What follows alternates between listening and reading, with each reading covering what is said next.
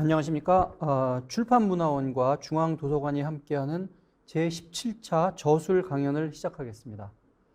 오늘은 미래를 여는 한국 고대사를 쓰신 권오영 교수님을 모시고 말씀을 들어보도록 하겠습니다.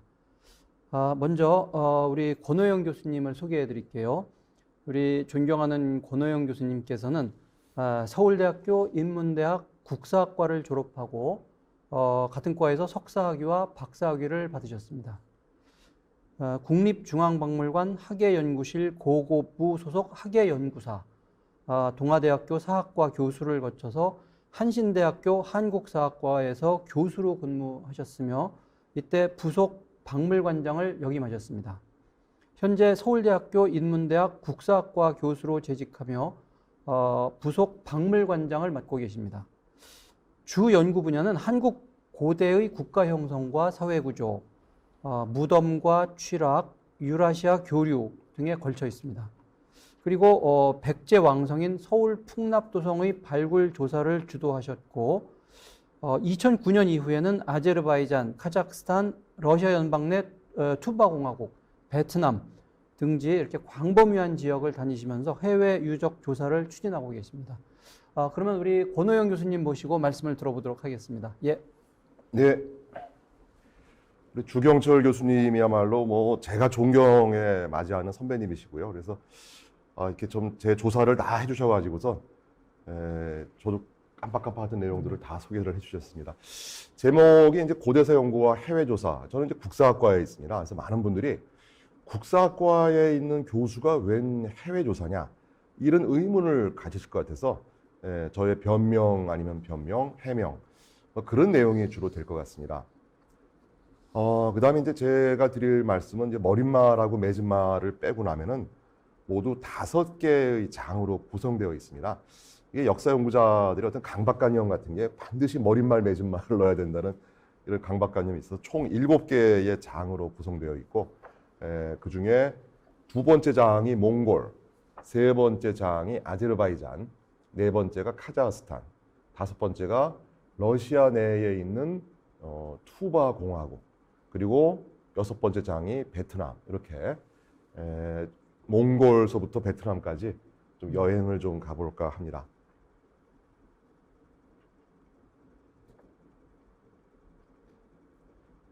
이게 움직이질 않네요. 다음 장으로. 네. 얼마 전에 제가 쓴 책이 하나 나왔습니다. 그래서 서울대학교 출판문화원, 규장각 다 도와주셔가지고 미래를 여는 한국 고대사라는 제목으로 책이 나와서 학교의 명예를 걸고 흥행에 대성공을 할 줄 알았더니 좀 반짝하다가 요즘은 좀 그렇지 못한 이런 상황입니다.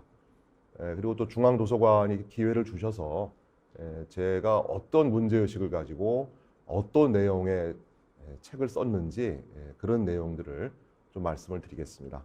그래서 머릿말부터 시작해서 이제 저 책에 역시 또 이 강박관념이 역사학자는 들어가며 나오며 그걸 빼고 나면은 총 6개의 장으로 구성이 되어 있죠.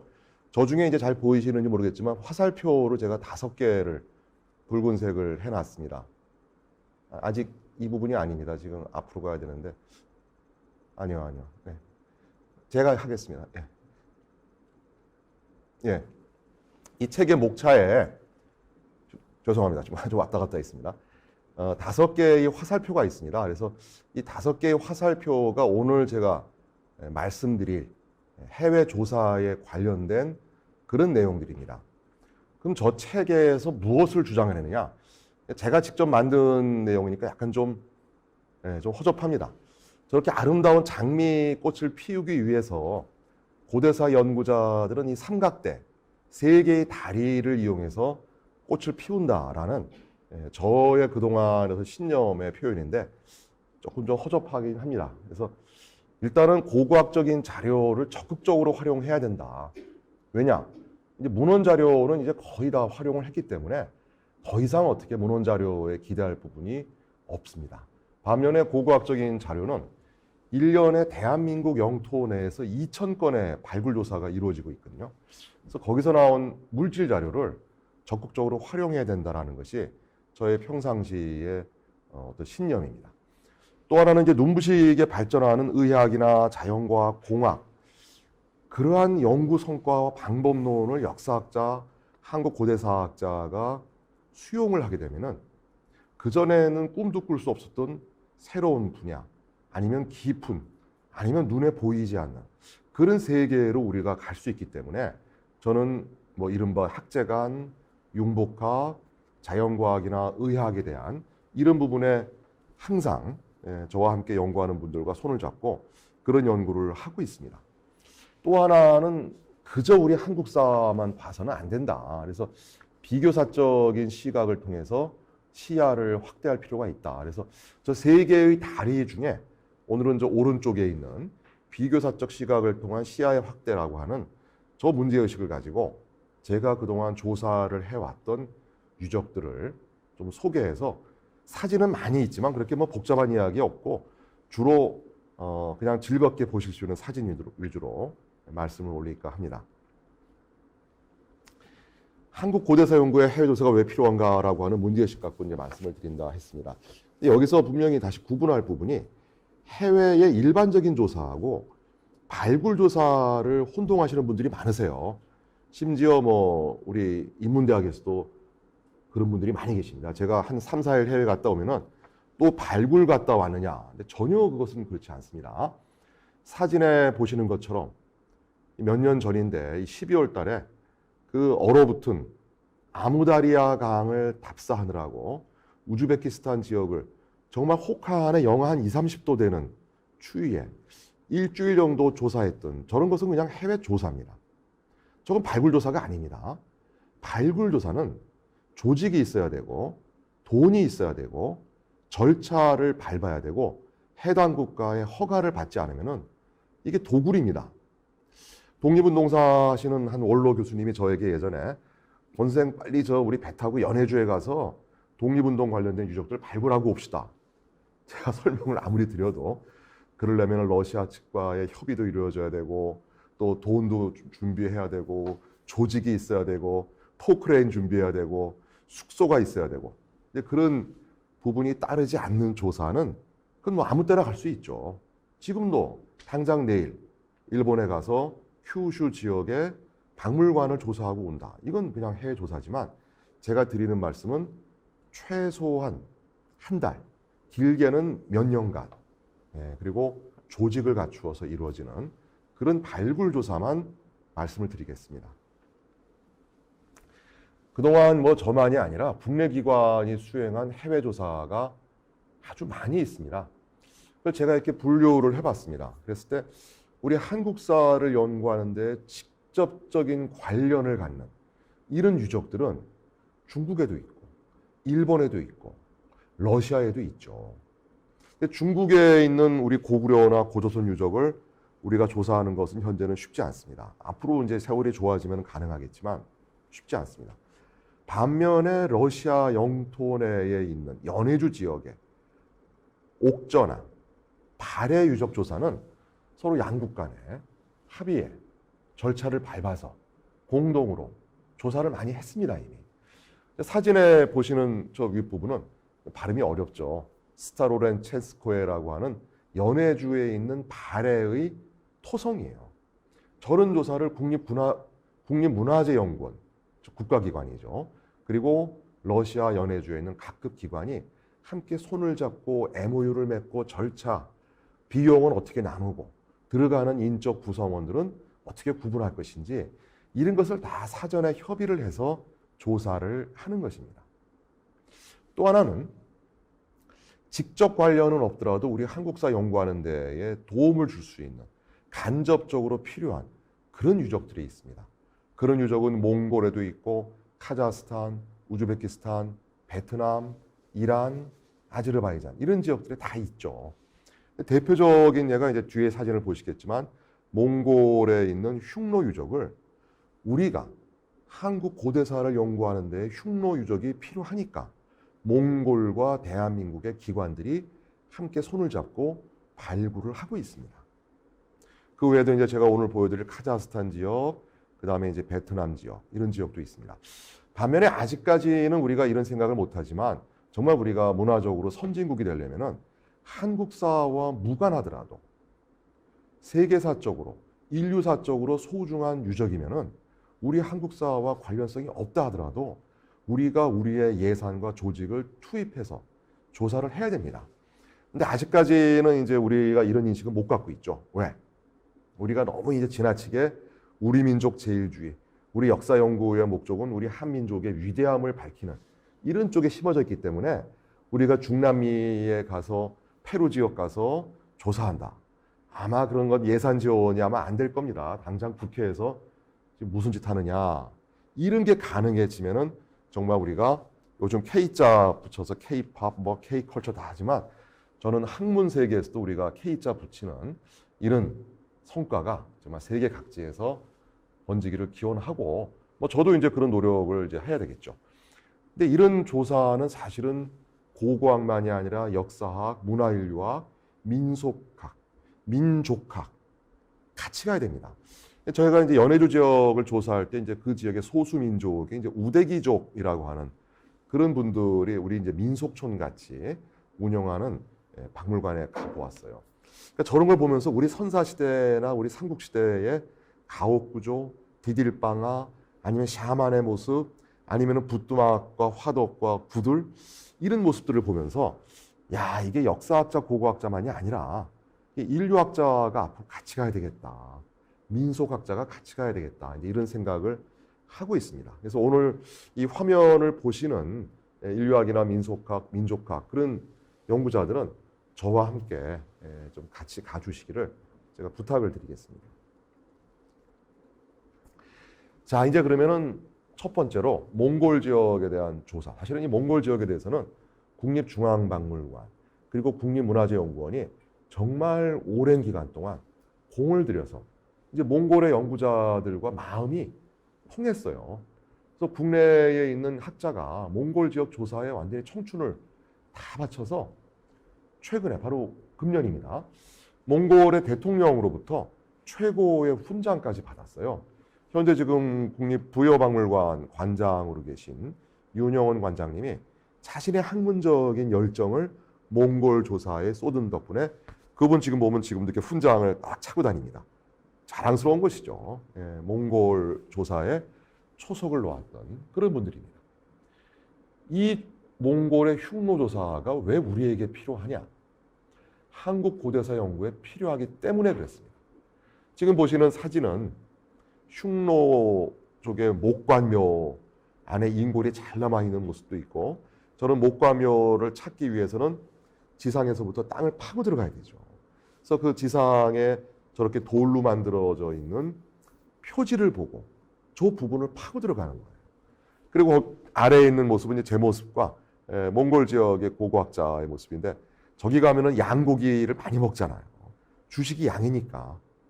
그러니까 저렇게 양이 배 안에 그득하게 들어있다 보니까 배도 나오고 또 우리 국내의 제 학생들도 가서 저런 데 가서 양고기도 많이 먹어야 되기 때문에 해외 조사의 조건은 잘 먹어야 돼요. 입이 짧아서 저는 양고기 못 먹어요. 저는 뭐 텐트 생활 못 해요. 저는 우리 집 아니면 못 살아. 이러면은 일단은 못 데려갑니다. 자, 이제 뭐 이 지도는 제가 만든 것이 아니라서 좀 문제가 있지만 우리가 고조선을 연구할 때 오로지 중국의 한나라와의 관계만 연구하는 것은 이미 옛날 이야기예요. 왜냐하면 한이라고 하는 중원의 저 국가는 동쪽에는 고조선과 교류하기도 하고 싸우기도 했지만 그 북쪽과 서쪽에는 흉노라고 하는 대제국이 계속적으로 한을 압박하잖아요.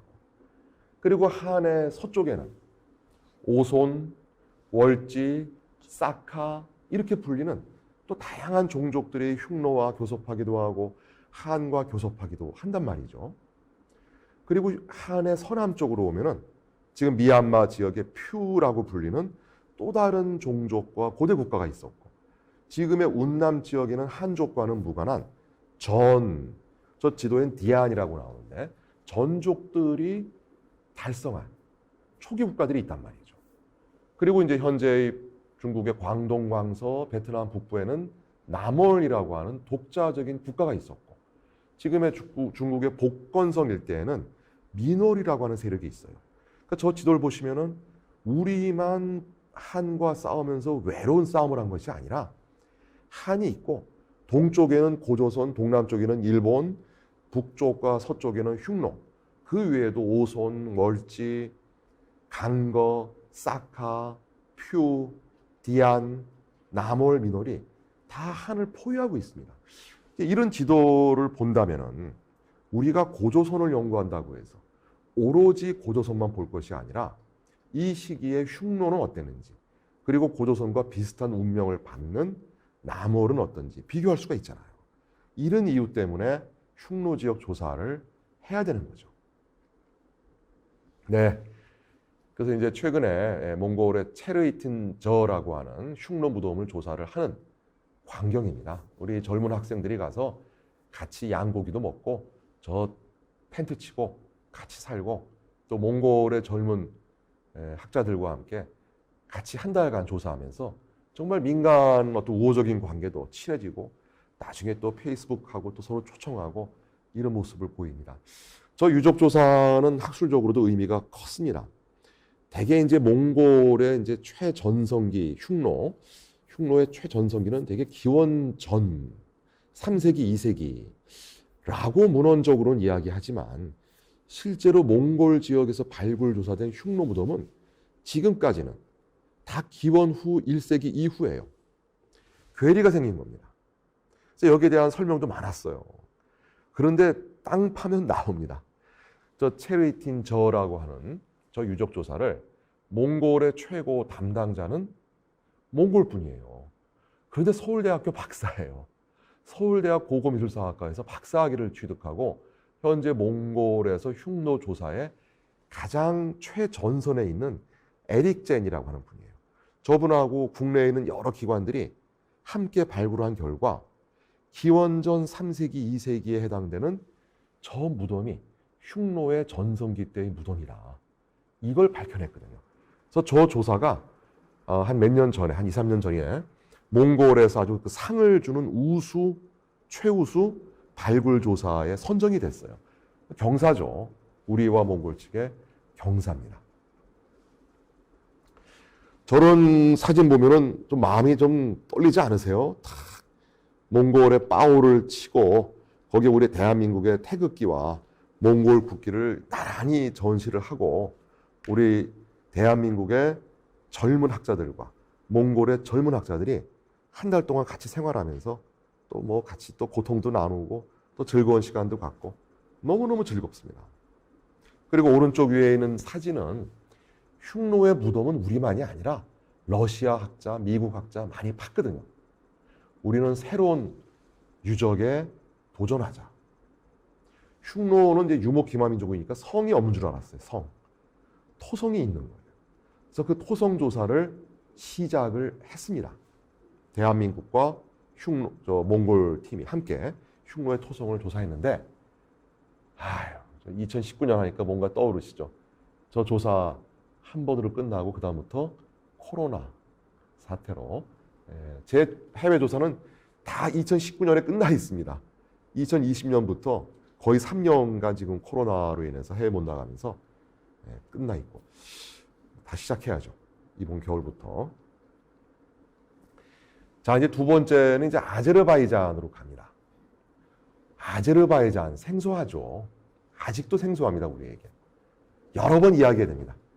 제가 여기 처음 조사할 때 이제 모스크바 공항에서 혼자 이렇게 들어가니까 한국인 우리 아주머니 한 분이 제가 불쌍해 보였나 봐요. 막 몰골도 막 꾀죄죄하고 행색이 초라하니까 어디 갔다 오세요? 그래서 같은 한국이니까 반가워서 저한테 물어보시더라고요. 제가 아제르바이잔 갔다 옵니다 했더니 아르바이트 하시는구나. 그래서 아니요. 아제르바이잔에 발굴조사 갔다 옵니다 그랬더니 아유 아르바이트 고생 많이 하세요. 이제 그렇게 가셨는데 그만큼 우리에게 생소한 나라예요. 저기를 왜 가느냐. 그동안 설명하기 바빴습니다. 오늘 이제 또 설명을 또 해드립니다. 왜 가느냐. 신라의 왕릉에서 나오는 유리 그릇의 고향을 찾아서 갑니다. 경주에 있는 5세기의 황남대총, 천마총 이런 최고위층의 신라의 왕 혹은 왕족의 무덤에서 메이드 인 코리아, 메이드 인 신라가 아니라 저 서아시아에서 만들어서 수천 킬로미터를 이동해온 유리 그릇들이 발견되는 거예요. 저 황남대총의 저 그릇은 그리스의 오이노코에라고 하는 그릇을 유리로 만드는, 얼마나 귀한지 손잡이 부분에 금실로 감기도 하고, 그 다음에 이제 천마총의 저 아름다운 잔, 황남대총의 잔, 이런 유리잔은 어디에서 만들어서 어떻게 왔느냐? 당연히 이것은 한국 고대사, 한국 고고학 하는 사람들이 밝혀야 되는 겁니다. 이걸 누구에게 맡기겠습니까? 우리가 해야 되는 거예요. 근데 비교할 만한 유물이 시리아, 카자흐스탄, 키르기즈스탄, 이란에서 나왔어요. 그럼 가야죠. 이건 우리의 임무거든요. 저한테 많은 분들이 당신은 한국사 하는데 왜 자꾸 저런 데 가느냐. 제가 변명하기 바빴어요. 이제 얘기합니다. 이제 제발 좀 그만 물어보세요. 우리 한국 고대사 연구하기 위해서 가야 되는 겁니다. 이란도 많이 갔죠. 키르기스탄 갔죠. 카자흐스탄 갔죠. 가서 볼 수는 있어요. 보고 오면 처음에 만족하지만 그 뒤에는 또 욕심이 생겨요. 우리 손으로 발굴하고 싶습니다. 그런데 이란 지역에서 우리가 사산조 페르시아, 우리 신라가 있었을 때 이란 지역에 그 거대한 제국을 만드는 사산조 페르시아의 유적을 한국인인 제가 조사하고 싶은 마음은 지금도 굴뚝 같습니다. 쉽지 않아요. 쉽지 않아요. 우리가 외국인들에게 경주 월성에 있는 신라 왕릉을, 서울의 풍납토성에 있는 백제 왕성을 발굴하게 허가하겠습니까? 네, 경주 월성, 경주에 있는 왕릉들은 허가가 안 나겠죠. 이란도 마찬가지예요. 우리에게 구경은 마음대로 하더라도 너희가 와서 이거를 파고선, 이건 쉽지가 않습니다. 네. 그 정도의 관계를 맺기 위해서는 단기간에 안 돼요. 단연간 공을 들여야 됩니다. 근데 우리에게 행운이 찾아왔어요. 아제르바이잔은 이란의 북쪽에 위치하고 아르메니아, 조지아, 옛날에 이제 그루지아라고 불렀던 이 코카사스 혹은 카프가스 3국이라고 부르는, 그러면서 그 북쪽으로는 러시아와 있다 있고 이런 국가입니다. 근데 그 남쪽이 이란이거든요. 그리고 과거에는 사산조 페르시아라고 하는, 우리 삼국시대와 같이 거의 비슷하게 갔던 사산조 페르시아의 영향을 강하게 받은 그런 지역이고 그런 국가예요. 거기서 먼저 제안이 왔습니다. 정말 이거 우리에게 행운이죠. 먼저 제안이 와서 조사를 위한 인력, 물적, 모든 지원을 그쪽에서 하겠다는 거예요. 그쪽에서. 우리에게는 정말 행운이죠. 특히 저는 신라 왕릉에서 발굴 조사되는 유리 그릇의 고향을 찾기 위해서 사산조 페르시아, 이 지역에 대한 조사를 학수고대하고 있었는데 저 지역에서, 저 국가에서 먼저 손을 내민 거예요. 어떻게 이걸 거절할 수가 있겠습니까? 그래서 2009년도 이후 지금까지 장기간 고고미술사학과의 김종일 교수와 함께 우리 국사학과 고고미술사학과가 함께 조사를 하고 있습니다. 지금 뭐 장기간 조사를 하고 있습니다. 자, 이제 이 고대에는 아제르바이잔이라는 국가에 알바니아라는 국가가 존재했습니다. 우리가 아는 동유럽 발칸반도의 알바니아와 이름은 똑같아요. 하지만 다른 실체입니다. 저 알바니아는 코카사스 산맥 아래에 있다 해서 코카시안 알바니아라고 구분합니다. 우리 삼국시대에 거의 비슷한 시기에 지금의 아제르바이잔 영토에 코카시안 알바니아가 있었고 페르시아의 영향을 강하게 받았다. 저희 마음속에는 페르시안 글라스, 로만 글라스 이런 것들에 대한 조사를 하고 싶고 신라 왕릉에서 나오는 유리 용기의 고향을 찾기 위해서 이란 지역 조사를 하고 싶었지만 쉽지 않았어요. 근데 먼저 손을 내미는 국가가 아제르바이잔이 코카시안 알바니아의 왕성을 대한민국 조사단이 해달라. 이런 제안을 했습니다. 이건 정말 우리에겐 너무너무나 큰 정말 행운이죠. 그래서 2009년도 이후에 고고미술사학과의 김종일 교수와 함께 이 조사를 여름, 겨울 매번 하고 있습니다. 왼쪽에 보이시는 사진이 카프카스 혹은 코카사스 산맥, 저 산맥에 만년설이 있고 저 너머는 러시아 영토인 다게스탄, 체첸 그쪽으로 이어지는 그런 땅입니다. 그리고 아래 막 양귀비가 있고요.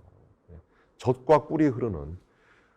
그래서 이 땅은 지금 아제르바이잔은 지구의 모든 기후대가 그 나라에 다 있다고 그래요. 사막도 있고 만년설도 있고 온화한 기후도 있고 모든 기후가 다 있습니다. 그래서 만년설이 보이면서 그 아래쪽에는 온화한 양귀비가 피어있는 젖과 꿀이 흐르는 땅, 이 지역에 대한 조사를 해달라. 대한민국 발굴단에 저쪽 아제르바이잔에서 먼저 요구를 했습니다.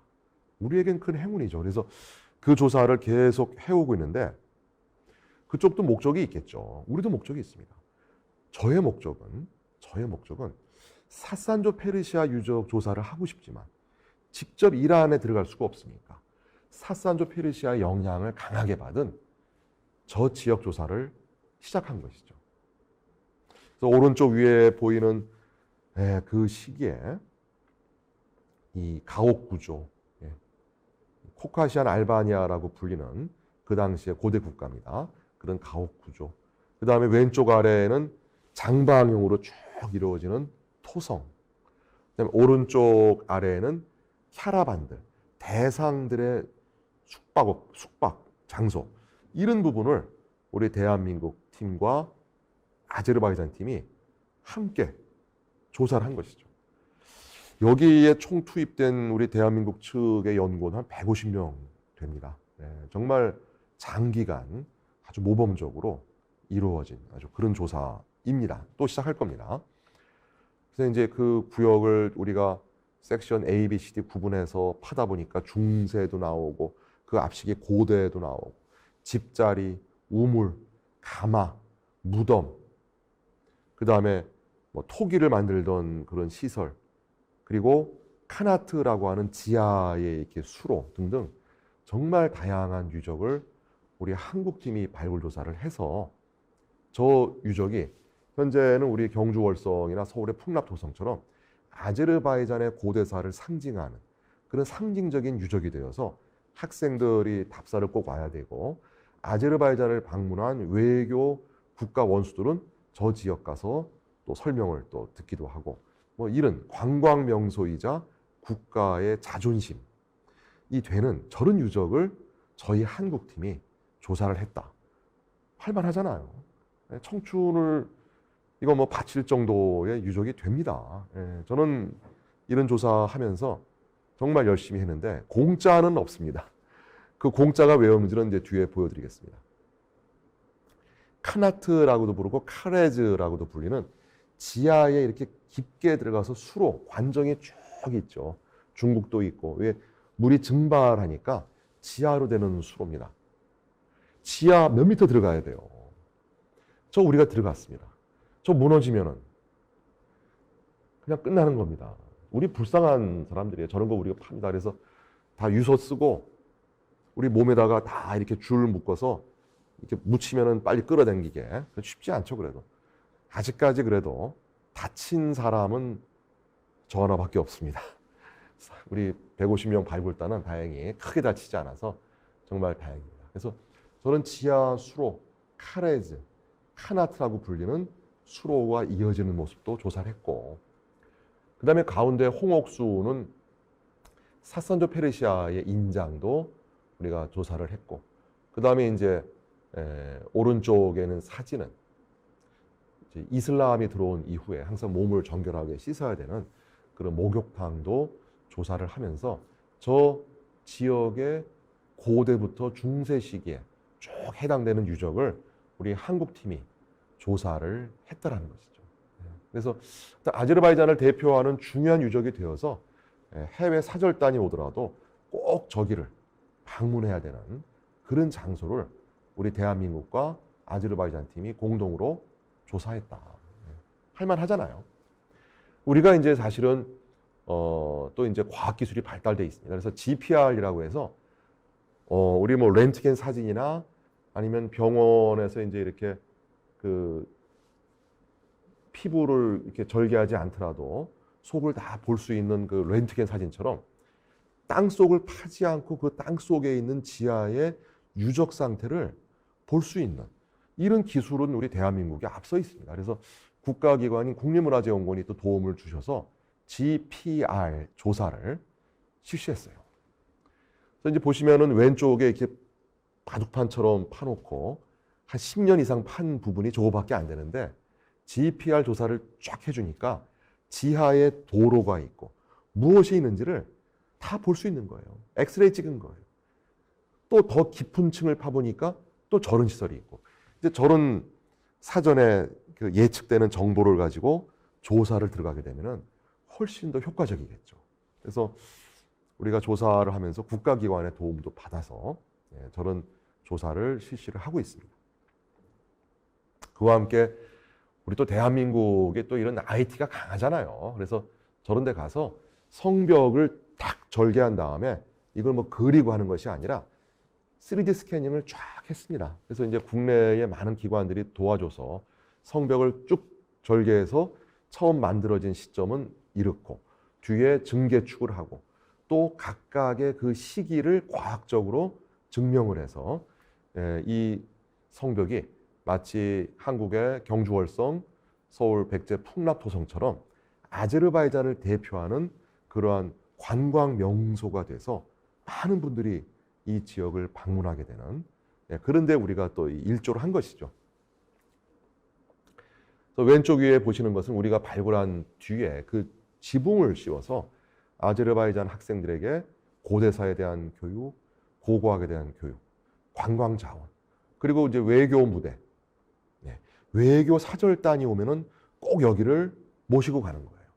저희가 조사할 때도 마침 운이 좋게 대한민국의 국회의원들이 여야가 함께 여기에 회의하러 왔다가 저희한테 왔어요. 너무 반갑더라고요. 뭐 여야 다 왔는데 사이좋게 오셨더라고요. 그래서 저희 조사하는데 고생한다고 또 뭐 금일봉도 줘서 우리 학생들 회식도 하고 아주 그런 좋았던 그런 또 기억이 있습니다.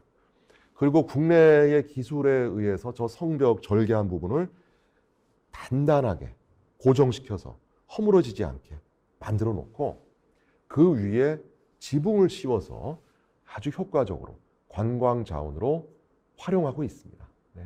아제르바이잔의 명소는 대한민국 조사단이 큰 역할을 했다. 이건 정말 사실입니다. 하지만 공짜는 없습니다. 공짜는 없습니다. 개인적인 희생도 감수해야 됩니다. 이왕이면 학생들보다는 제가 다치는 게 낫죠. 그래서 저는 이 조사하면서 크게 2번 부상을 입어서 병원에 실려갔습니다. 그래서 한 번은 저렇게 팔이 부러져가지고 병원에 실려가서 팔에 깁스하고 그리고 국내에 들어오면 창피하잖아요. 그래서 나의 부상을 알리지 마라 하고서 이제 팔에 깁스한 상태로 저렇게 지하 깊숙이 들어가서 땅도 파고 우리 가족들이 보면 가슴 아파할 거예요. 막 눈물 흘리고 그럴 것 같은데 공짜는 없습니다. 이왕이면 제가 다치는 게 낫죠. 그리고 이제 오른쪽 위에 보이는 저 성벽 위에 올라가 있다 저기서 떨어졌어요. 다리 인대를 다쳐서 또 다리 인대에 또 이렇게 깁스하고선 그걸 귀국할 수 없잖아요. 저희 가려면 얼마나 힘든데. 그래서 깁스한 상태로 한 번은 팔에 깁스, 한 번은 다리에 깁스하고선 조사를 했던 그런 아픈 추억도 있습니다. 또 공짜는 없으니까요. 하지만 너무너무 즐거운 게 저렇게 저 지역에서 조사를 하면서 정말 이게 생생한 교육을 받은 우리 대한민국의 젊은 학생들이 지금은 소장 학자가 돼 있고 그리고 이제 저 귀여운 꼬마는 우리 숙소를 지켜주던 그 지역에 아주 덩치가 2m가 넘는 아주 거인 같은 그런 분의 아들이에요. 근데 지금 많이 컸다고 하더라고요. 외교적으로 또 가까워지고 또 왼쪽에 보면은 거기에 일하시는 분들과 우리가 또 친해져서 이건 뭐 민간 외교되고 우리에겐 비교사적인 비교 고고학적인 시각이 확충이 되고 여기에 참여했던 젊은 학생들이 지금은 다 우리 학계에, 고고학계, 고대사학계에 소장학자들이 되어 있어요. 뭐 그렇다면은 제가 팔 부러지고 다리 인대 나간 거는 충분히 값을 받은 것이죠. 만족합니다. 자, 이제 좀 빨리 사진을 보시겠습니다. 그래서 카타콤이라고 하는 지하 무덤을 저희가 발굴하면서 얼마나 정말 놀랐는지, 오른쪽 사진 보시면은 그냥 딱 타고 들어가는데 지하에 방에 흙이 무너지지 않으니까 그대로 있는 거예요. 매장했던 2000년 전의 모습 그대로 있는 겁니다. 보통 우리가 흙을 걷어내야 되거든요. 아, 정말 그때 가슴 뛰던 것은, 저 누가 저 무덤을 남겼느냐. 토기들. 저 무덤을 파고 토기를 남긴 세력이 누구냐. 근데 이거를 또 공부를 해야죠. 거기서 나오는 이제 황동은 구리와 이제 아연, 합금이죠. 허리 버클, 반지, 팔찌, 그리고 각종 구슬도 나오고요. 이런 구조입니다. 좀 이해하시기 어려울 텐데요. 가운데는 이제 위에서 본 모습이고, 좌우는 이제 옆에서 본 모습이에요. 그래서 지하로 계단식으로 깊숙이 내려간 다음에 옆으로 방을 파는 카타콤, 유럽에서 보이는 카타콤, 이런 구조의 무덤이 아제르바이잔에서 저희 손에 의해서 조사가 되고 거의 도굴되지 않았어요. 들어가 보면은 그 매장했던 흔적이 그대로 남아있는데 저런 식입니다. 토기와 왼쪽에 있는 투명한 거 보고 우리 팀이 만세를 불렀잖아요. 유리 용기가 나왔어요. 목적을 달성했습니다. 즉 경주에서 발견되는 신라의 왕릉에서 발견되는 유리 용기는 어디에서 왔느냐.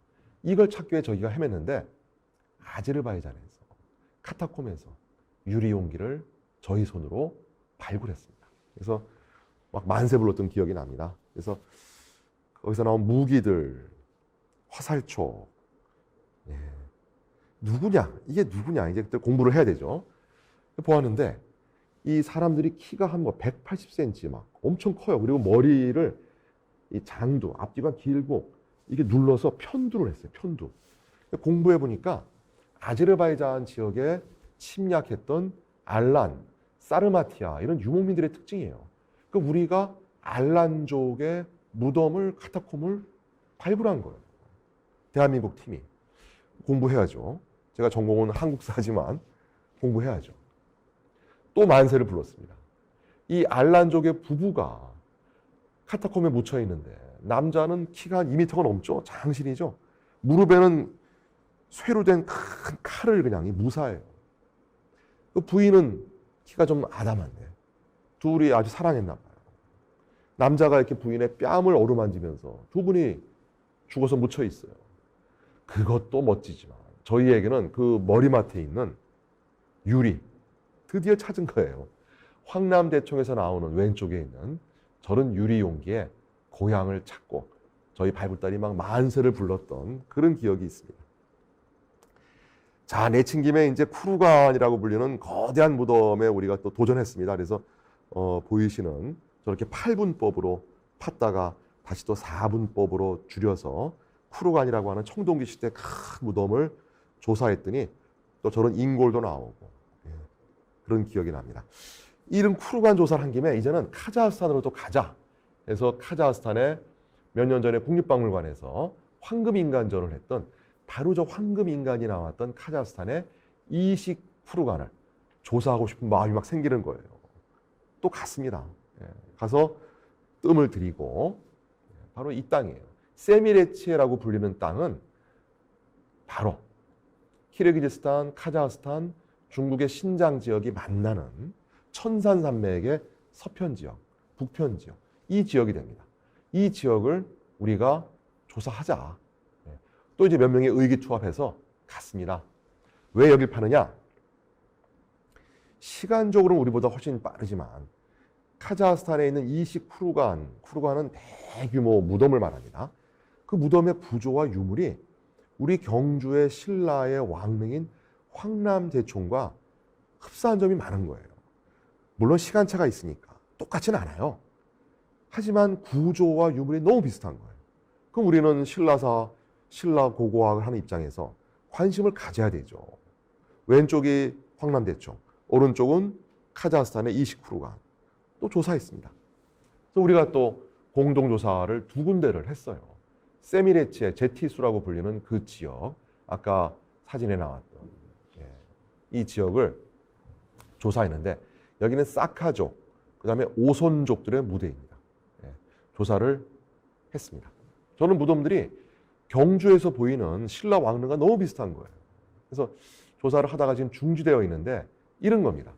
왼쪽에 있는 2점은 한자의 출자 모양, 그렇죠?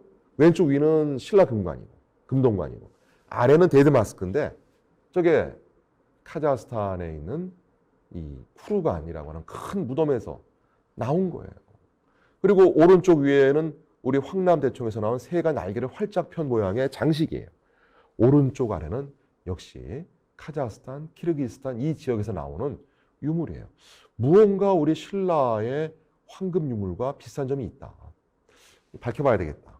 조사를 하다가 지금은 또 중지돼 있지만 또 들어갈 겁니다. 제가 뭐 팔도 다 나았고 이제 다리도 다 나았고 들어가야죠. 우리 주경철 선생님 모시고 가겠습니다. 같이 가시죠. 꼭 좀 불러주세요. 네, 같이 가겠습니다. 자, 이제는 내친 김에 시베리아에 있는 스키타이 문화에 도전을 했습니다. 저희 항상 이 학문 파트너인 그 고고학과의 김종일 교수와 함께 우리 내친 김에 한번 멋지게 한번 해보자 해서 세계적으로 스키타이 문화의 기원이 서에서 동으로 갔다는 설이 있고 동에서 서로 갔다는 설이 있어요. 대립하고 있습니다. 과거에는 서에서 동으로 퍼졌다 그랬어요. 최근에는 동에서 서로 갔다라고 하는 설이 강력하게 도전장을 내밀었어요. 왜 그러냐?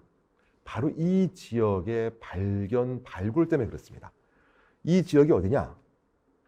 카자흐스탄, 그 다음에 러시아, 몽골, 중국 이 4개국의 접경 지역, 바로 이 지역이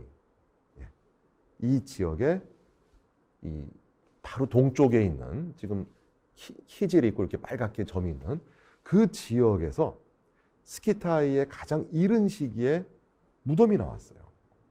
이런 무덤을 이제 쿠르간이라고 불리는데 우리 경주에 있는 대규모 왕릉도 서양 사람 눈에는 그게 쿠르간으로 보입니다. 대규모 무덤을 이제 쿠르간이라고 부르는데 저 지역에서 나온 쿠르간 때문에 세계사가 바뀐 거예요. 이제 헤로도투스의 이제 이야기도 나오고 스키타이 이야기 나오면서 대개는 서쪽에서 저런 쿠르간 대규모 무덤이 동으로 퍼졌다. 이런 통설을 도전장을 내미는 러시아의 학자들과 우리가 함께 조사를 하게 되었습니다. 그건 대단한 행운이죠. 정말 저는 운도 좋아요. 저런 중요한 조사에 어떻게 다 참여할 수 있게 된 것은 정말 운이 좋은 것 같습니다. 그래서 아르잔이라고 불리는 이런 대규모 쿠르간을 러시아 학자들이 조사를 해서 세계사, 세계 고고학을 지금 막 뒤흔들고 있어요.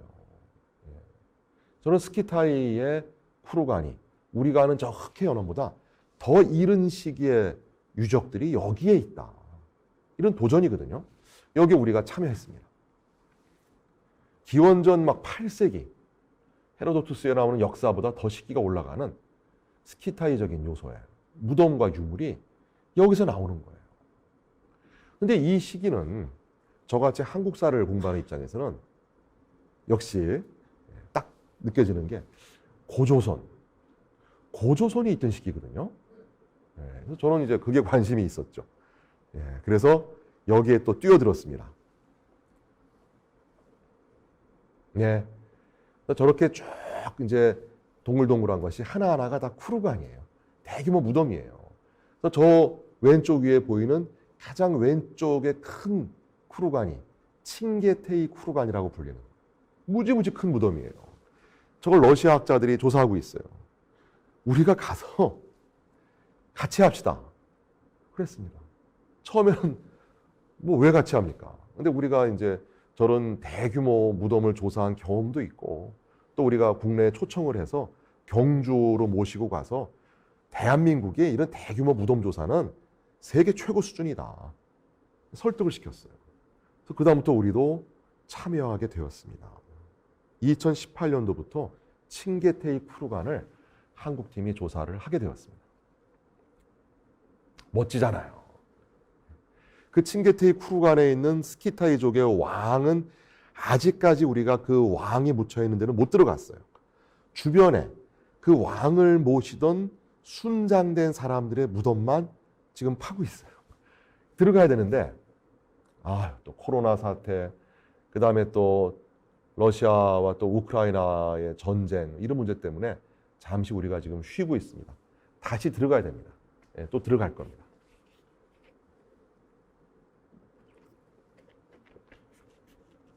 저런 인고를 보고선 멋지다 느끼는 분들은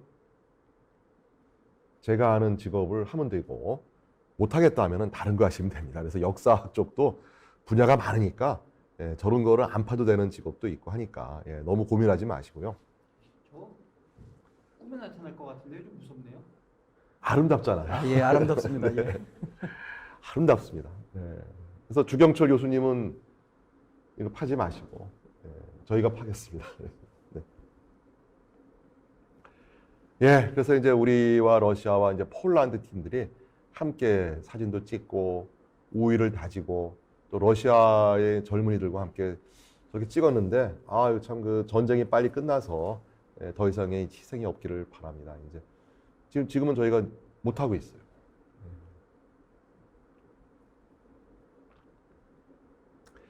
네, 초원의 일상입니다. 저희가 살던 저런 텐트 치고 삽니다. 저런 거 불편해하면은 제가 못 데려갑니다. 저런 거 가서 즐겁게 잘 수 있어야 됩니다. 화장실도 저렇고요. 그래도 뭐 러시아 친구들이 맛있게 밥도 만들어주고 저는 차 타고선 숙소에서도 옮겨야 되고 또 현지인들과 이제 함께 저렇게 즐거운 시간도 보내고 또 우리 대한민국의 화장품을 주면 저렇게 러시아의 발굴단이 좋아하고 모기가 워낙 많으니까 저런 것도 써야 되고 이 얼굴은 이제 누군지 모르겠지만 우리 한국 팀인데 저렇게 모기에 물립니다. 하루에 한 30방, 40방씩 물리면서 혈투를 벌이는 것이죠. 이런 데에 두려움이 없어야지 조사갈 수 있습니다. 뭐 아코디언도 키고, 무지개가 떠오르고, 저런 이 무덤이 수십 기가 우리의 손길을 지금 기다리고 있습니다. 또 이제 가야 됩니다. 전쟁 끝나면 또 저는 갈 겁니다. 마지막으로 이제 그 베트남입니다.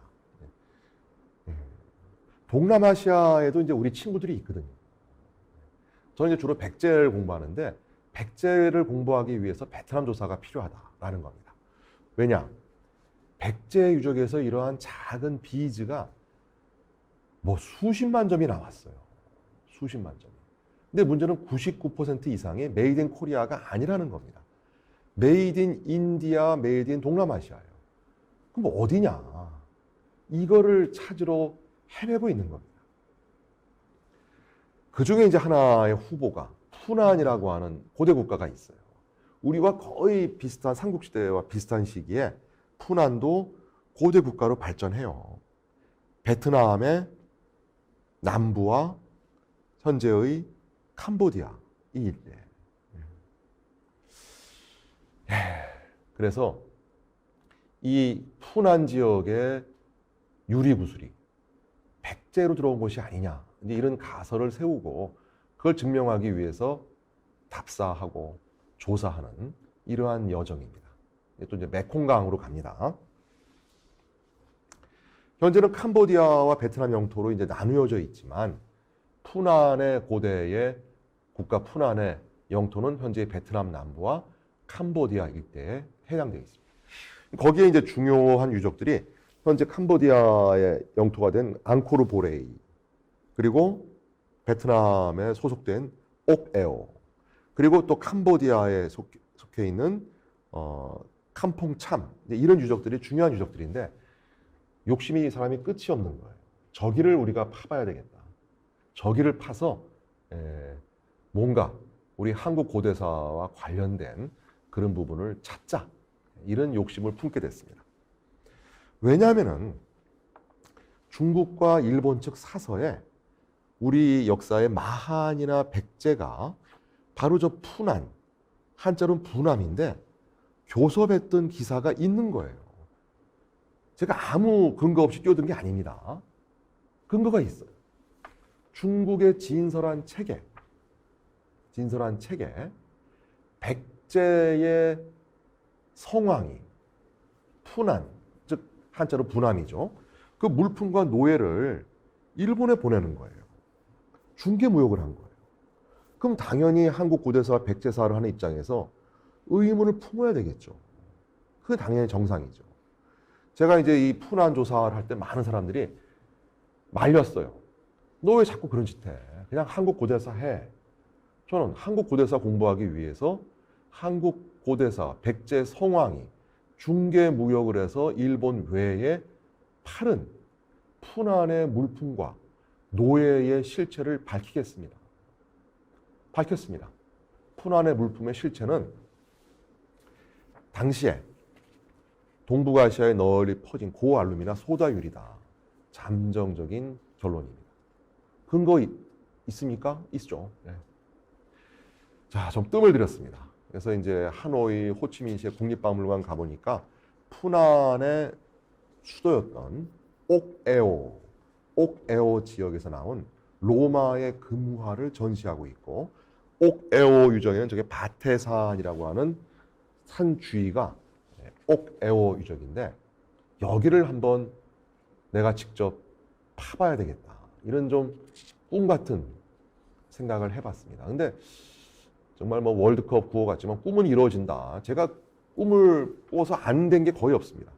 그래서 뭐 그동안 이제 러시아, 뭐 아제르바이잔, 그다음에 카자흐스탄 다 해봤지만 이제는 옥에오를 우리 한국 팀의 손으로 직접 파보자. 이런 꿈을 갖게 됐습니다. 그 이유는 한국에서 나오는 유리 구슬 중에 대부분은 인도 태평양 유리 구슬이고, 그랬을 때 그 산지 중에 한 군데가 바로 베트남의 옥에오. 왜냐면 저기가 푸난이거든요. 저 지역이 아닐까 이런 가설을 세워봤습니다. 그래서 오른쪽 위에 것은 백제 유적이고 왼쪽은 옥에오, 푸난 겁니다. 색동 모양의 저런 유리 구슬 보이시잖아요. 그리고 오른쪽에는 아마 백제가 전해준 일본에서 발견된 저런 거예요. 저걸 한번 찾아보자. 그리고 아주 이것이 뭐 터무니없는 꿈이 아닌 게, 이 푸난의 유적인 캄보디아의 캄퐁참에서 발견된 불상이 백제 불상이다라고 하는, 미술사를 하는 강희정 교수님이 그걸 밝힌 거예요. 그래서 왼쪽에 아래에 있는 저 불상은 아마도 출토된 지역은 캄보디아의 캄퐁참이고, 그게 그 당시에 푸난의 영토인데 백제 불상이다. 그러면 저희가 그걸 증명을 해야 되겠죠. 그리고 위에 있는 사진 3개는 푸난의 옥에오에서 발견된 중국의 남조 양나라 불상이에요. 그러니까 저런 것이 막 서로 교류가 되거든요. 가보자. 갔습니다. 갔습니다. 정말 멀더라고요. 호치민에서 3일 걸려서 옥에오에 갔습니다. 가는데 정말 고생해서 우연히도 베트남의 옹옌티아라고 하는 학자를 만나서 우연히 만나고 도움받고, 그분이 안내해 준 데로 가서 유리 구슬을 우리 손으로 채집하고, 저 유리 구슬을 가지고선 함께 분석한 논문을 쓰게 되고, 그래서 이 옥에오라고 하는 베트남의 유적을 저희가 답사하면서 우호적인 관계를 그쪽 학자들과 맺게 돼서 처음에 논문을 같이 썼습니다. 모든 유리는 주된 재료는 실리카, 그 다음에 융제, 안정제, 착색제, 이렇게 좀 복잡한 얘기인데요. 다 이렇게 구분이 돼요. 재료에 따라서.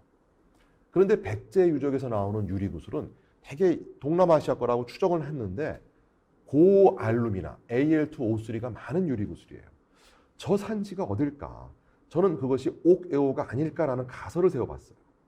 그리고 저 채집한 유리구슬을 제일 아래 거는 이제 최근 게 들어갔으니까 그건 빼고 나면은 8점, 색깔로는 4가지죠.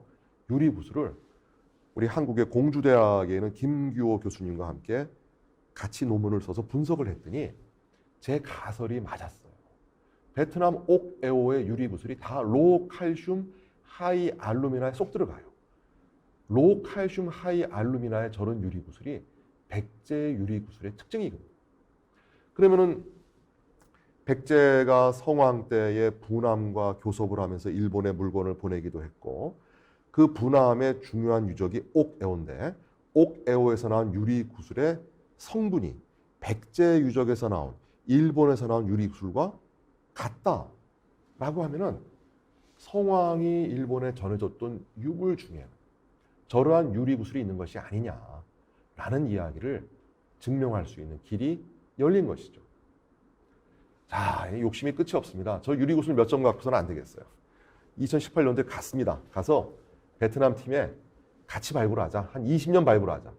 저는 세계적으로 한 20년 발굴하자는 얘기를 사방에서 러시아 연해주도 한 20년 발굴해야 되고 카자흐스탄도 한 20년 발굴해야 되고 몽골도 한 20년 발굴해야 되는데 수명이 한 120살 살아야 되겠습니다. 그래야지 다 조사하지. 베트남 가서 한 20년 발굴하기로 약속을 했습니다. 그래서 조사에 돌입을 했어요. 자, 해외 발굴 조사는요. 복잡한 절차, 신뢰, 그리고 우리의 인적 자원, 그리고 물적 자원, 재원 마련도 필요합니다. 그래서 저희가 이제 아래에 있는 사진이 옥에오 박물관에 가서 베트남 분들과 함께 협의를 했습니다. 우리는 백제가 분함과 교류했다는 증거를 우리가 찾기 위해서 왔으니까 공동조사를 하자. 베트남 분들이 저를 뭘 믿고선 덥석 오케이 하겠습니까? 그래서 저 사진에 보이는 부분이 이제 제일 끝이 우리 한국의 대한문화재연구원의 이영철 원장님, 가운데가 이제 제 모습, 그리고 이제 우리 한국 학자, 베트남 분들이 같이 있는데 얼굴 표정이 별로 안 좋죠. 실패로 끝났습니다. 저희를 뭘 믿고선 그 중요한 옥에오 유적을 발굴을 하겠어요. 실패로 끝났습니다. 우리 한국 사람들이 포기하지 않습니다. 절대 포기하지 않습니다. 저 사진 끝나고 나서 오른쪽 위의 사진은 2시간 뒤의 모습입니다. 2시간 사이에 저렇게 바뀌었습니다.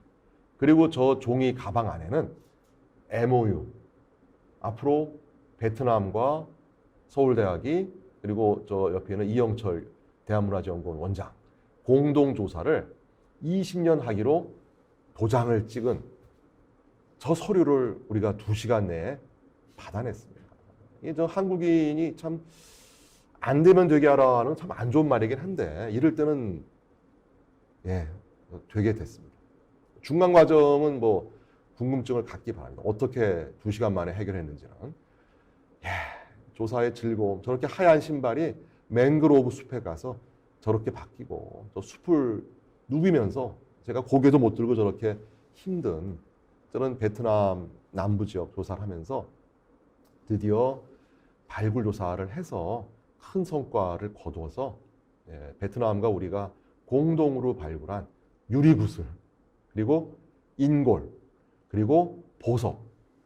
그래서 저는 저 현수막을 베트남 현지에 걸고 참 너무 즐거웠습니다. 우리 대한민국의 태극기하고 베트남 국기를 같이 걸고 거기에 서울대학교, 대한문화재연구원, 그다음에 베트남 분들 함께 쫙 해서 사진 찍고 조사하고 거기서 나온 항아리 왼쪽 아래 어린이의 얼굴을 표현한 항아리와 눈, 코, 입, 귀 구멍 뚫었잖아요.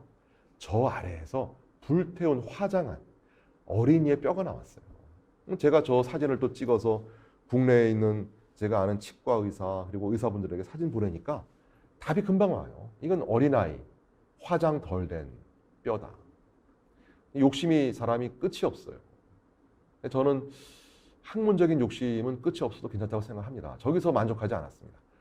그래서 대한민국 서울에 있는 한성백제박물관 그리고 목포에는 해양유물전시관에 우리 대한민국 팀과 베트남 팀이 함께 공동 발굴한 유물을 전시합시다. 전시했습니다. 그래서 처음에 송파구에는 한성백제박물관에서 베트남 옥에오문화, 우리 대한민국 팀이 발굴했던 유물들을 갖고 와서 전시를 멋지게 했습니다. 그리고 이제 그 유물을 순회 전시로 목포에 있는 국립해양유물전시관으로 가기로 했어요. 근데 저 연도가 2020년. 네. 코로나로. 네. 그래서 서울의 한성백제박물관 때는 많은 분들이 보러 오셨는데 목포에 가서는 유물도 제대로 보여드리지 못하고 또 베트남에 저걸 돌려줘야 되는데 다 그때 이게 문이 닫혀서 고생했던 그런 아픈 기억이 있습니다. 또 해야죠. 지금 그래서 저와 함께 이제 같이 하는 우리 이영철 원장이 지금 베트남에 가 있어 지금 현재 협의를 보고 있고 저는 또 제 학생들과 함께 또 베트남에 또 갈 겁니다. 그래서 또 조사해야죠. 왜? 기록에 나와 있는 희미한 백제가 부남과 일본 사이에서 중개 무역을 했다라고 하는 그 희미한 기사를 저희는 직접 가서 그 유물을 가지고 분석을 해서 그걸 밝히는 이런 작업을 하고 있고 또 앞으로 해야죠. 한 20년 해야죠. 이왕 하는 김에. 자, 이제 그래서 뭐 한국사와 직접적인 관련성이 없더라도 제가 지금까지 드린 말씀은 다 우리 한국 고대사와 관련이 있는 것만 저는 했습니다. 제 한계입니다.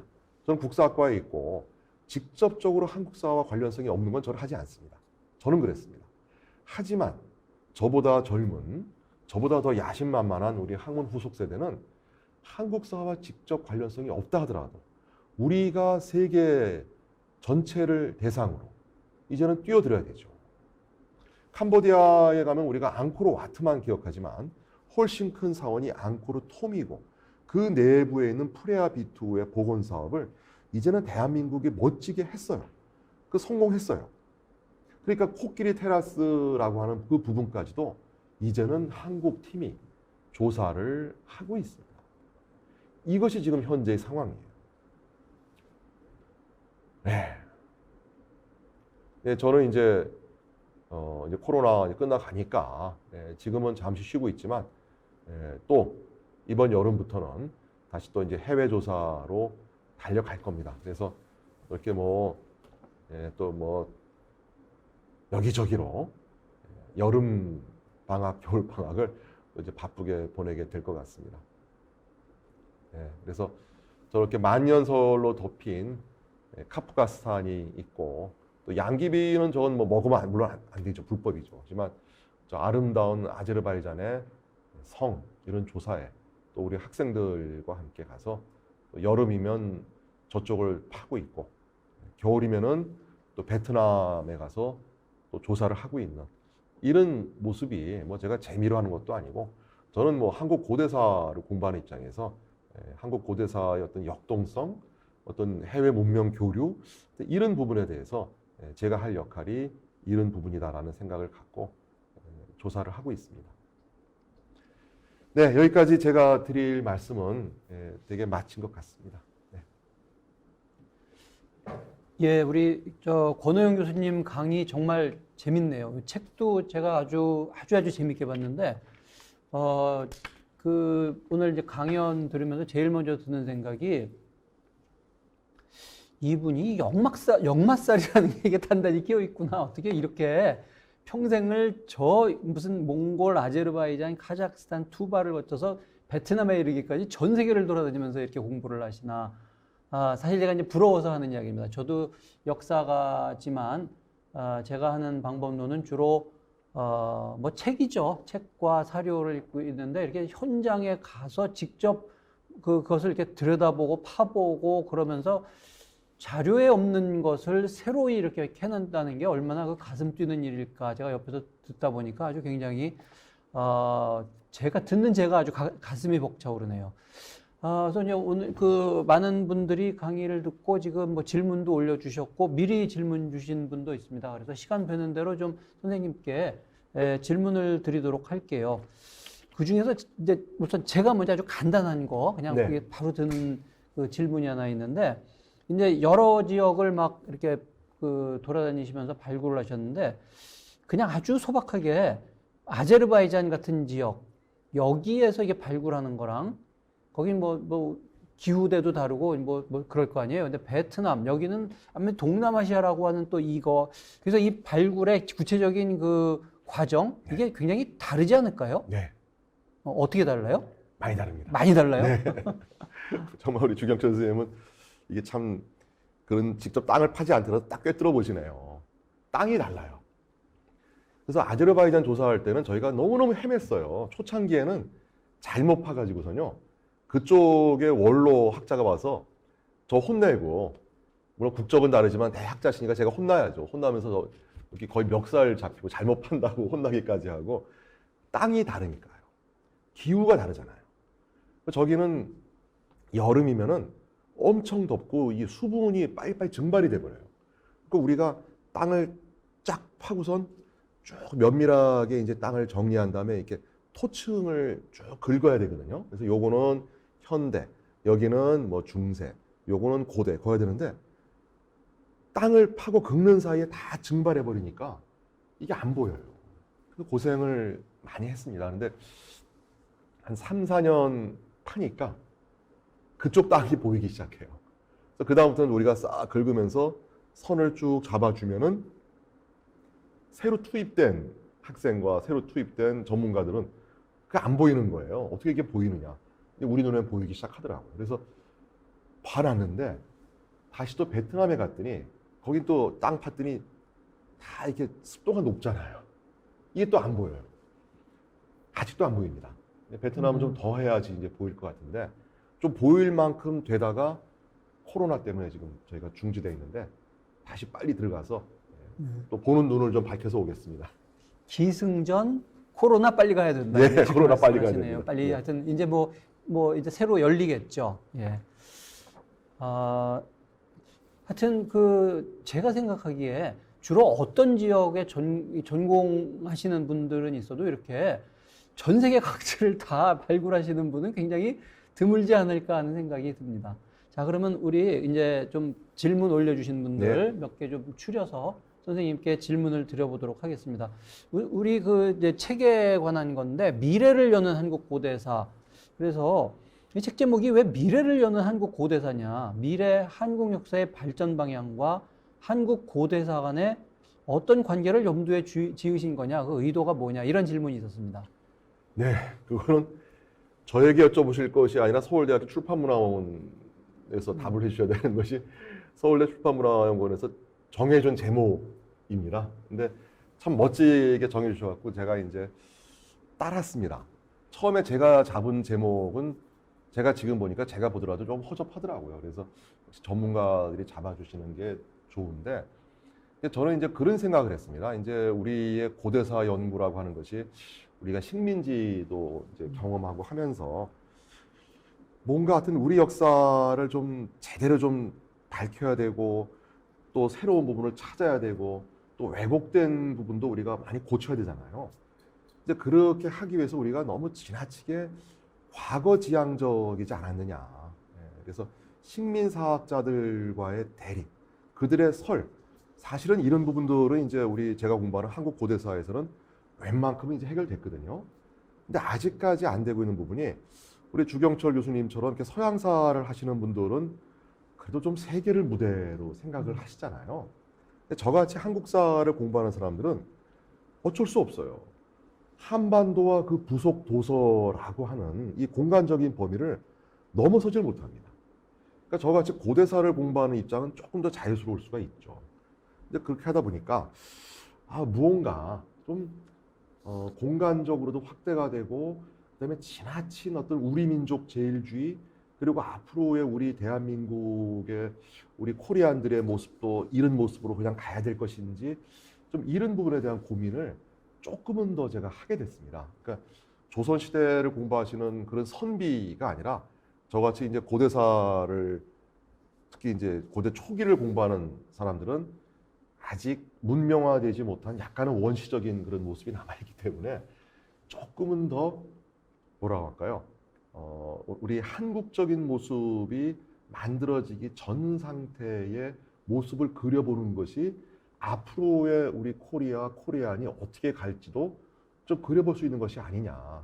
좀 한마디 결론적으로는 우리가 뭐 다문화 시대, 다문화 사회 이야기하지만 제가 고려와 조선은 모르겠지만 제가 공부하는 고대는요, 그야말로 다문화 사회입니다. 고구려라고 하는 그 국가 내에는요, 우리가 아는 고구려인만이 아니라 말갈족, 뭐 거란족 다 있었고요. 백제의 경우에도 중국인, 뭐 외인 다 있거든요. 그래서 이제 그런 모습을 제가 그리면서 조금은 이제 미래를 좀 여는, 그래서 한국 고대사 연구자가 공헌할 수 있는 부분이 무엇일까? 우리 미래가 조금 더 열린 사회가 되는데 좀 공헌하자. 그런 마음으로 저 제목을 제가 흔쾌히 좋다고 했던 것입니다. 예, 저도 제목이 굉장히 그 마음에 들어요. 아주 멋있는 마음에 제목입니다. 드세요? 예. 사실 저도 지금 말씀 들으면서 드는 생각이 우리가 살아오면서 직접 이렇게 경험해 보는 내용, 그 다음에 우리에게 강한 영향을 주는 그것이 이제 기껏해야 100년, 150년이니까 요 시대의 것이 영구히 지속됐을 것 같은데 사실은 500년, 1000년, 뭐 3000년 이게 그 이전, 그 시대는 이제 완전히 다른 맥락이었겠죠. 그렇습니다. 이제 그걸 우리가 본다는 점에서 어떻게 보면은 과거를 보는 것 자체가 목에 시원하게 우리 지금 요 현대에 묶여 있는 것으로부터 해방시키는 그런 것도 있지 않을까 좀 그런 생각도 듭니다.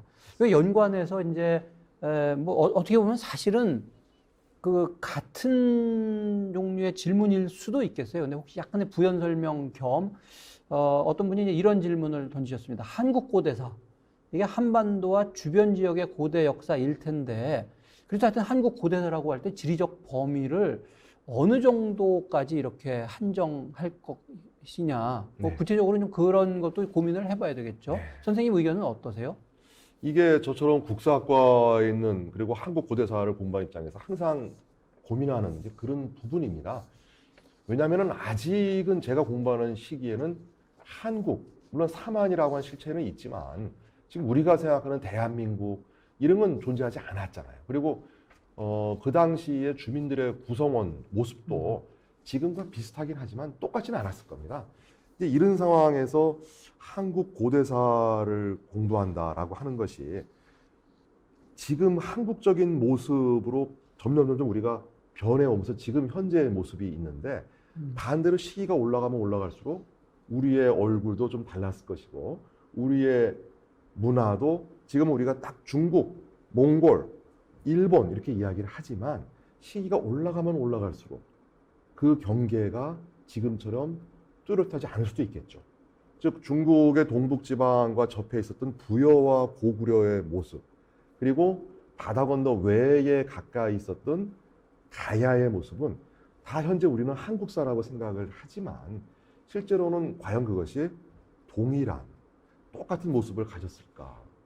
그것은 아니라는 것이죠.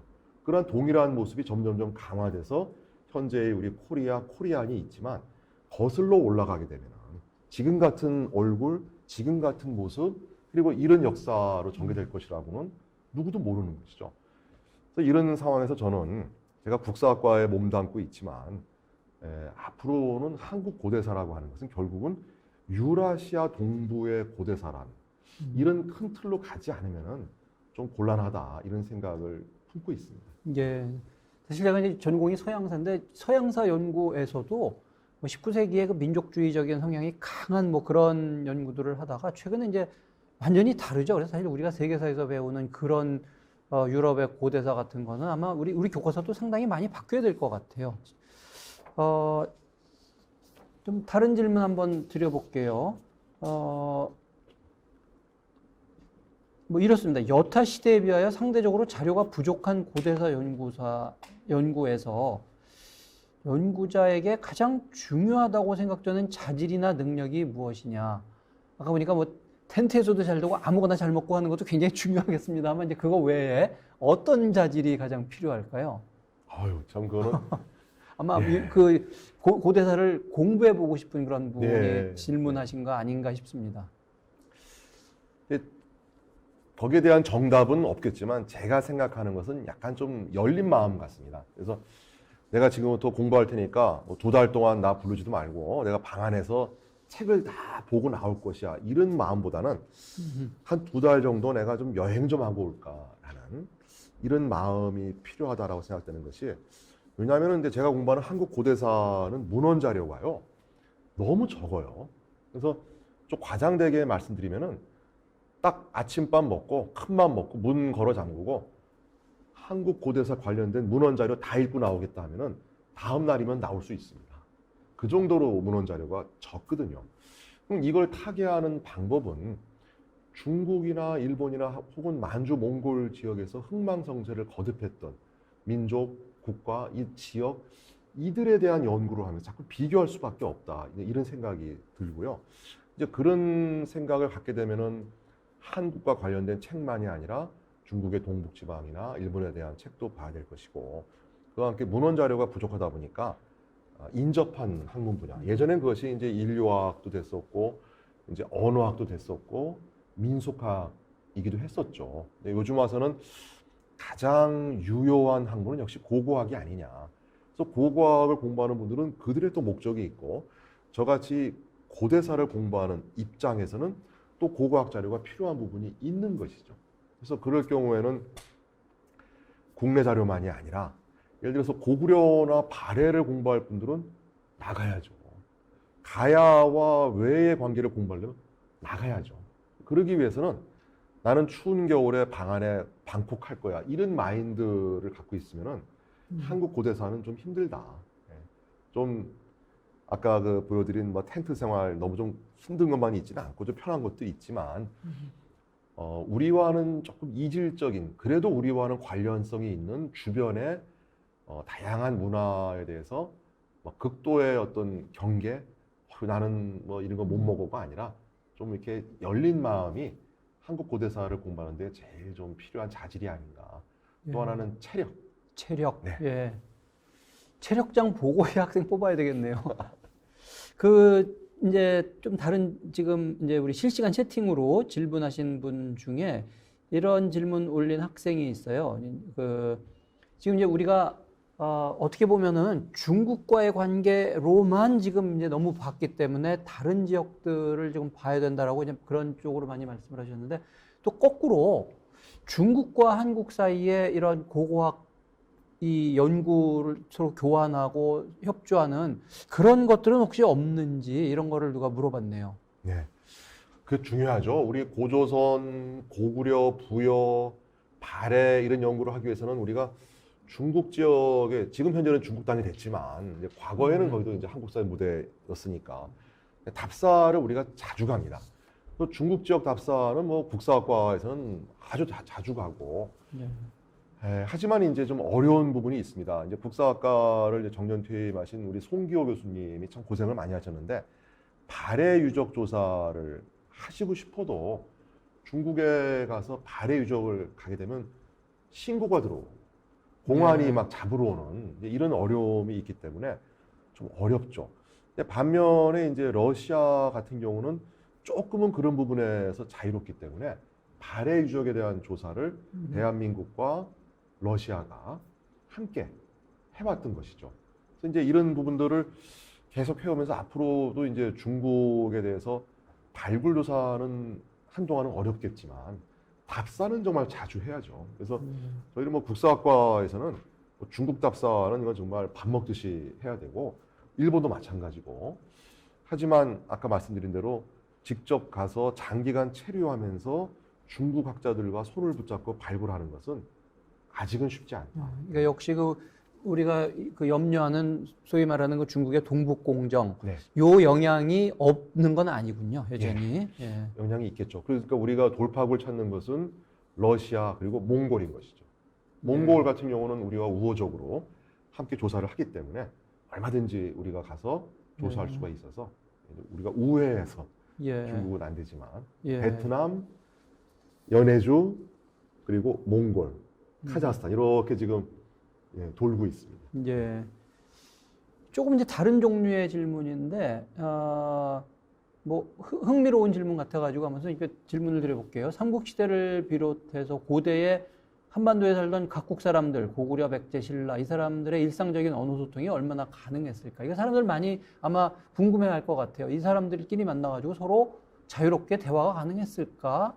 어땠을 것 같아요?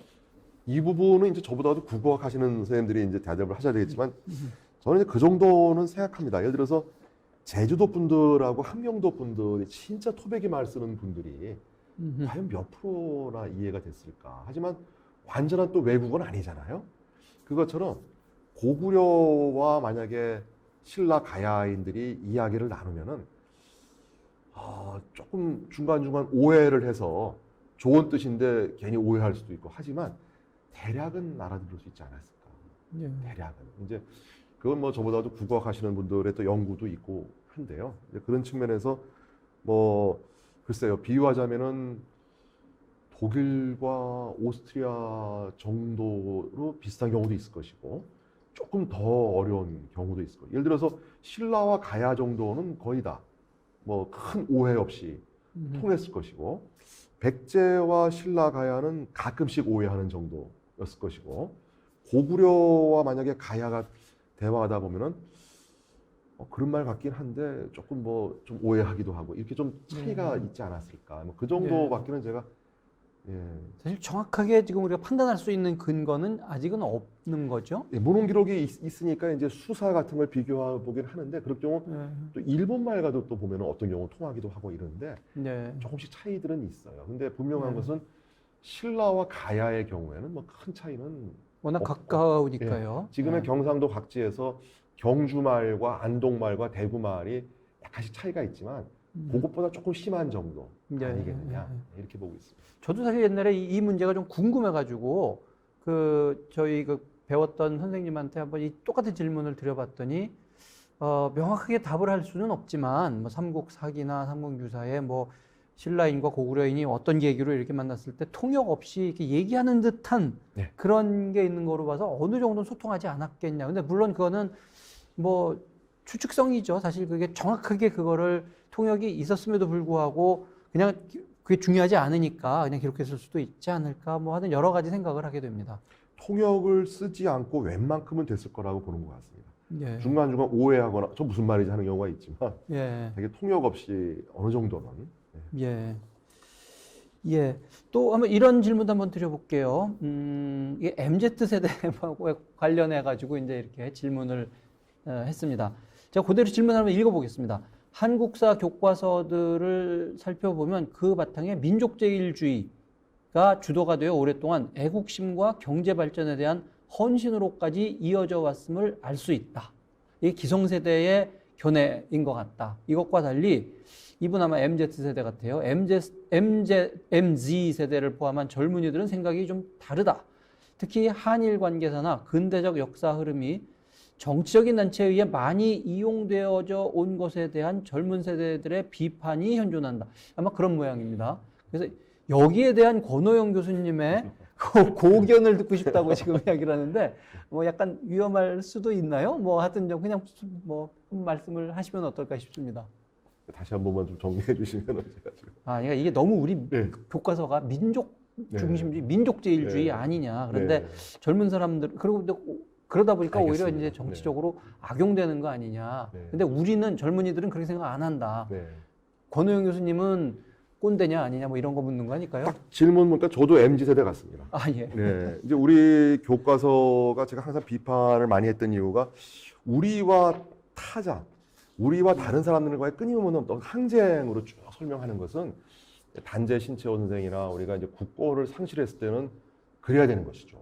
근데 지금 우리가 대한민국의 경제적, 정치적 위상으로 보았을 때 그 주변 민족들에 대해서 멸시하고 증오심을 품고 이러기보다는 이제는 우리가 좀 이렇게 포용할 수 있게 된 그 정도는 아닐까 싶습니다. 그래서 뭐 정말 외부에 대한 어떤 경계 이런 걸로 똘똘 뭉쳐 있었던 어떤 민족주의가 강했던 우리와는 좀 다르게 이제 한국 고대사도 좀 많이 바뀌어야 된다는 생각은 저도 하고 있지만 저 스스로도 사실은 뭐 완전하게 거기서 해방되지는 못했겠죠. 제가 한국 고대사를 공부했던 이유 자체가 아주 우리 민족의 위대함을 좀 밝히기 위해서 처음 시작을 초등학교 3학년 때부터 시작을 했으니까 네. 지금은 좀 많이 바뀌어서 하여튼 이제는 우리 한민족이 주변 민족들과 함께 좀 공존할 수 있는 어떤 지혜를 얻을 수 있는 뭐 그런 역사가 필요하지 않을까. 그래서 그 중에 하나가 이제 제가 요즘 공부하고 있는 부분은 삼국 시대가 이미 다양한 종족 구성원들로 구성된 다문화적인 사회였다라는 결과를 얻게 됐거든요. 그래서 아까 말씀을 우리 선생님 하셨지만 항상 우리는 코리아, 한국의 문화 그러면 조선 후기를 생각하는데 조선 시대다운 모습이 있고 고려 시대의 모습이 있고 또 삼국 시대 또 다른 모습을 그렸거든요. 그래서 그러니까 장보고가 나올 수 있는 그런 시기잖아요. 그래서 이게 좀 이렇게 여러 개 바뀌는 것 같아요. 근데 제가 공부하는 삼국 시대만 하더라도 훗날의 어떤 조선 시대 이후 우리가 국권을 상실하고 민족주의 하나로 똘똘 뭉쳐서 여기까지 왔던 시대와는 다른 모습도 보인다. 네. 그래서 그런 측면 때문에라도 한국 고대사를 좀 우리가 여유롭게 해석을 해줘야지 우리 민족과 다른 민족 간의 갈등으로 보는 이건 참 위험한 얘기지만 단재 신채호 선생님은 그 시대의 역할을 다 하신 거예요. 지금 우리가 신채호 선생님의 그 기백을 가지고 우리가 21세기를 사는 것은 약간의 시대착오적인 지금 또 다른 모습으로 바뀐 무언가 우리에게 지침이 있어야 되겠죠. 근데 지금 그런 종류의 말씀을 저는 100% 동의를 하는데 그런 말씀 어디서 이렇게 하시다 보면은 공격당하거나 혹시 그런 적 없으세요? 많이 당하죠. 뭐 친일파라든지 뭐 이런 식으로? 예, 친일파까지는 제가 그 정도까지는 아니고요. 네, 그렇게 하지는 않았지만 하여튼 아직까지 우리 사회에서는 우리 민족의 순수함, 단일성 이제 이런 것을 추구하시는 분들도 계시고 하지만 상대적으로 우리 뭐 코리안 한민족이 뭐 동남아시아나 중남미에 비해서 좀 다양함이 좀 덜하긴 하죠. 네. 되게 비슷한 모습인데 그렇다고 해서 이제 우리가 단일 민족 혹은 뭐 단군 할아버지의 후예 이런 이야기들은 우리 관념 속에 있고 머릿속에 있고 우리가 한민족을 통합하기 위해서는 그게 필요했지만 이미 우리 대한민국 사회가 이제 다양한 국적을 가진 이런 분들이 들어오면서 다양한 모습을 갖추고 있잖아요. 여기서 우리가 언제까지나 단군 할아버지만 주장할 경우에는 우리 대한민국에 들어와 있는 다양한 계통의 같은 우리 구성원들을 잘못하면은 우리가 제대로 대접하지 않을 수가 있기 때문에 조금 더 열린 마음이 필요하다 이런 생각을 갖고 있습니다. 네.